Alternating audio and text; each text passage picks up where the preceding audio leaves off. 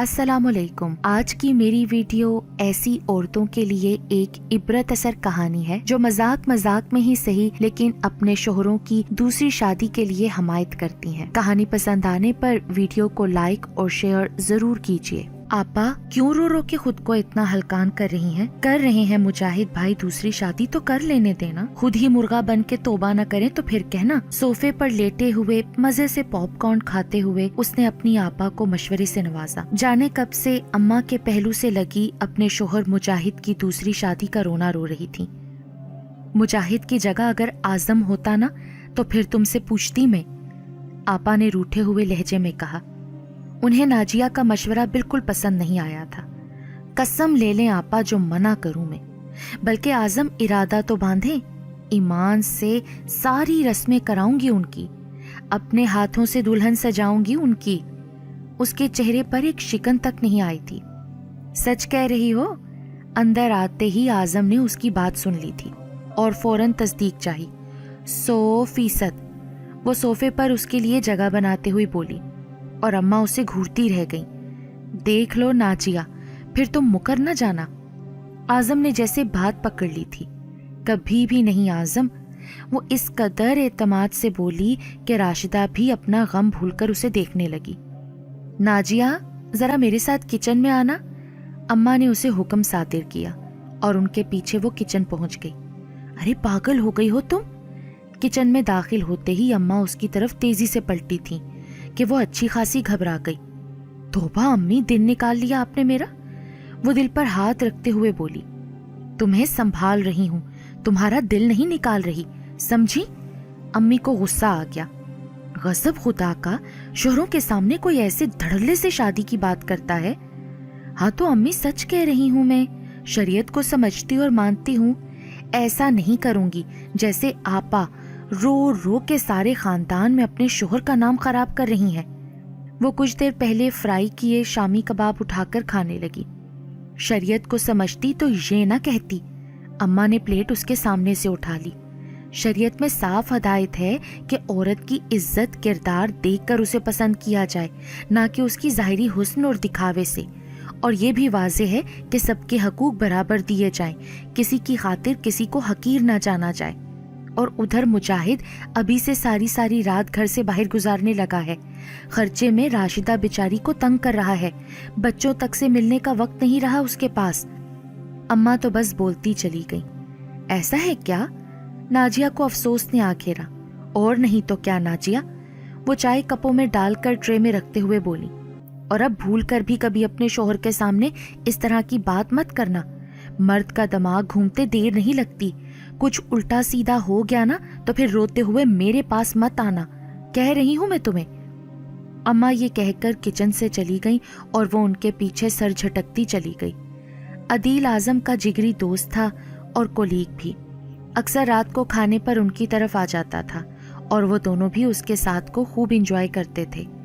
بھابھی ذرا نظر رکھا کریں اعظم پر، آفس میں بہت خوبصورت سٹاف بھرتی ہوا ہے۔ وہ کھانا لگا رہی تھی کہ عدیل نے شریر لہجے میں اعظم کی طرف دیکھتے ہوئے اسے چڑھانے کے لیے کہا۔ نظر رکھ کر کیا کرنا ہے عدیل بھائی؟ ناجیہ مسکراتے ہوئے بولی۔ دیکھ لینا بھابھی، پھر یہ نہ ہو کہ ہاتھ ملتی رہ جائیں آپ، یہ نہ ہو اعظم دوسری بھابھی کا بندوبست کر لیں اور آپ کو خبر ہی نہ ہو۔ عدیل نے اب کے مزید وضاحت کی۔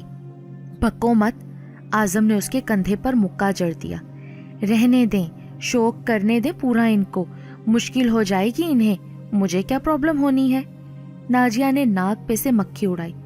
دیکھا عدیل، میری بیوی کی طرف سے کھلی اجازت ہے مجھے، تم اپنی فکر کرو، اعظم نے مسکراتے ہوئے کہا۔ تو واقعی لکی ہے یار، بھابھی ماننا پڑے گا آپ کو، وہ نازیہ کی طرف دیکھتے ہوئے بولا۔ ویسے عدیل بھائی، اس میں میرا کوئی کمال نہیں کیونکہ یہ تو مرد کا حق ہے نا، لیکن پھر بھی آپ کا شکریہ۔ ناجیہ تعریف قبول کرتے کچن کی طرف بڑھ گئی۔ کیا خیال ہے ذرا بھابھی کو آزمایا نہ جائے؟ وہ فوراً شرارت سے اعظم کی طرف جھکا۔ کیا مطلب؟ ویسے یار اعظم، عدیلہ ہے بڑی قاتل چیز، وہ اچانک ہی بولا۔ عدیل نے کچھ سوچ کر اعظم کو آنکھ سے اشارہ کرتے ہوئے کہا اور نازیہ کو دیکھ کر خاموش ہو گیا۔ नाजिया ने नासमझी से आजम को देखा, लेकिन उसे खाना खाते देखकर वो सर झटक गई। उसका ख्याल था आजम खुद ही से उसे अदीला के हवाले से बता देगा, क्योंकि वो कोई बात उससे नहीं छुपाता था। अदील चला क्या? आजम ऑफिस का काम लेकर बैठा तो वो किचन साफ करने आ गई। अदील भाई किसकी बात कर रहे थे आजम? बर्तन धोते हुए दिमाग में ये बात अटकी रही। बार बार उसकी दूसरी शादी का जिक्र करके तुमने उसे ये इदराक दे दिया है कि वो इस मामले में आजाद है और तुम भी उसके साथ हो, तो फिर रंग बदलते देर नहीं लगेगी आजम को। आजकल तो वैसे ही मर्द के लिए कितनी चॉइसेस हैं। अगर ऑफिस में कोई लड़की दिल को भा गई तो आजम जरा देर नहीं लगाएगा, उसे अपना लेगा। अम्मा की आवाज ने एकदम ही उसका दिल बोझल कर दिया। उसने बददिली से काम किया और कमरे में आ गई। आजम किसी से मोबाइल पर बात करते हुए मुस्कुरा रहे थे। उसे अंदर आता देखकर फौरन अल्लाह हाफिज कहकर कॉल बंद कर दी। आज तो सब कुछ पुरअसरार लग रहा है मुझे। नाजिया ने खोजती नजरों से आजम को देखा। यार जल्दी से लाइट ऑफ कर दो, सुबह मैंने जल्दी ऑफिस जाना है, उसकी तरफ पुश्त करते आजम ने कहा, और वो साकित बैठी रह गई। वो भला कहाँ उसके बाजू पर सर रखे बिना सोती थी। उसके नजदीक दाल में जरूर कुछ काला था। इन्हीं तफक्कुरात में घिरी वो सो भी न सकी। बारिश बहार की आमद का पता दे रही थी और अंदर उसका दिल न जाने क्यों खिजा सा हुआ जा रहा था। उदास खाना पका के वो हमेशा की तरह टीवी के सामने बैठ गई। उसका पसंदीदा ड्रामा आने वाला था। वो कुछ देर बुत की तरह बैठी रही, टांगे लंबी करके लेटी, न ही मेज पर से पॉपकॉर्न की प्लेट उठाने की जहमत की। बस चुपचाप टीवी की स्क्रीन को तकती रही, यहाँ तक कि आंखें जलने लगी। तब मोबाइल ने शोर मचाया। उसने आंखें रगड़ के साफ की और फोन उठा लिया। दूसरी तरफ आजम था। जी आजम। यार नाजिया, मैं आज लेट हो जाऊंगा, तो प्लीज खाना तुम खा लेना, मेरा इंतजार मत करना। आजम ने उसे हदायत दी। लेकिन आजम आ जाए ना यार। किसी ने दूर से आजम को पुकारा था और वो जनाना आवाज थी। नाजिया चुप रह गई, कुछ ना बोली। घर आकर बात करते हैं, टेक केयर, मोहब्बत और उजलत भरे अंदाज में कहकर आजम ने कॉल मुनक़ता कर दी और नाजिया की पलकें भीगने लगी। कहीं मुजाहिद भाई की तरह आजम भी तो किसी कोलीग के साथ। इससे आगे की सोच से रूह तक कांप गई थी। मर्द 4-4 शादियां कर सकता है, हक है ना उसका। अंदर से कहीं से तंजिया आवाज आई। ऑफिस में बिजी होंगे, मैं भी ना। उसने फौरन खुद से नजर चुराते हुए अपने आप को मजबूत किया। ये और बात है कि आजम के आने तक खाना खाने का उसका दिल ही ना किया और ना ही कुछ और करने को। बस चुपचाप बेचैनी से इधर उधर टहलती रही। और फिर ये मामूल बनता क्या। आजम अब अक्सर घर देर से आता, दोनों वक्त का खाना भी बाहर ही खाता। नाजिया बस इंतजार ही करती रह जाती। जिस वक्त घर पे रहता ज्यादातर मोबाइल में मसरूफ रहता। लंबी लंबी कॉल्स और होंठों से चिमटी मुस्कुराहट। नाजिया का तो सुकून गारत हो गया था। वो फौरन अपनी अम्मा के पास दौड़ी चली आई। और करो ड्रामे, कितनी बार मैंने तुम्हें समझाया था नाजिया के होश के नाखून लो। सोतन को झेलना आसान नहीं होता, सब बड़े बोल हैं, लेकिन नहीं, तुम्हें तो बहुत शौक था, अब करो शौक पूरे अपने शोहर के। पहले अम्मा बहुत बरसी, फिर उसके बाद आंसू बहते देखकर उनका दिल पसीज गया।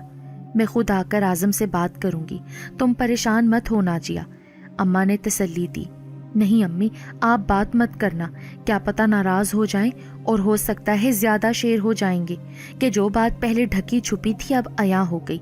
मैं खुद ही उन्हें संभालने की कोशिश करूंगी, वरना क्या, वरना मैं उनसे अलग हो जाऊंगी अम्मी। वो सिसक सिसक कर रोने लगी। मैं उनके साथ किसी दूसरी औरत का साया भी बर्दाश्त नहीं कर सकती अम्मी। और फिर माँ ने सर सहलाते हुए ठंडी सांस भरी। आज उसकी सालगिरह थी और वो बड़े दिल से तैयार हुई थी। नेवी ब्लू कलर की साड़ी जिस पर वाइट रंग के जगमगाते मोती लगे हुए थे, सफेद कलर की ही लाइट ज्वेलरी।